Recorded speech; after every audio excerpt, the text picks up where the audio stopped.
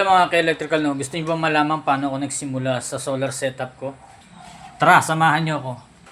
So, anong pandemic nga, malakas ang kuryente noon dahil online study. Then, pag nagde-day off ako, may ilig ako mag-repair sa mga maintenance sa bahay. Madalas ako mag-company sa loob ng bahay. Then, ginagawa ko sa labas.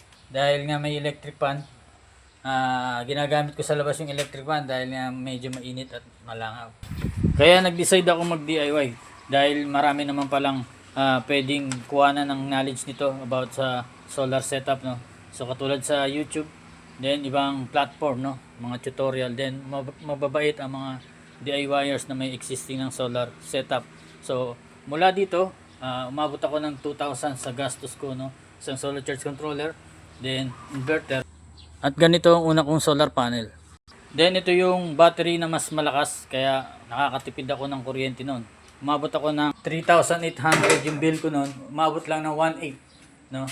So halos 50% ang nawala dahil nga sa solar setup. Ngayon nakakagawa na ako, then nakakagawa rin ako para sa iba. So tips ko sa inyo para magsimula kayo mag solar setup, no? Simulan niyo sa maliit, kahit charging ng cellphone lang or ilaw, no? Aralin niyo muna, maraming libreng resources online. Huwag matatakot mag-DIY dahil nagsimula rin ako sa wala. Then ngayon, nakagagawa na nga ako. So kung kaya ko, kaya nyo rin. Ang solar hindi lang para sa mayayaman. So para rin sa atin to. So kailangan lang na aralin nyo, no? At napakadami ng piyesa nito ngayon. At maraming mabibilan sa online shop. Kaya kung gusto mong simulan na at makatipid sa kuryente, no? Simulan mo na today ang iyong journey sa solar. So, DM mo ako kung may mga tanong ka.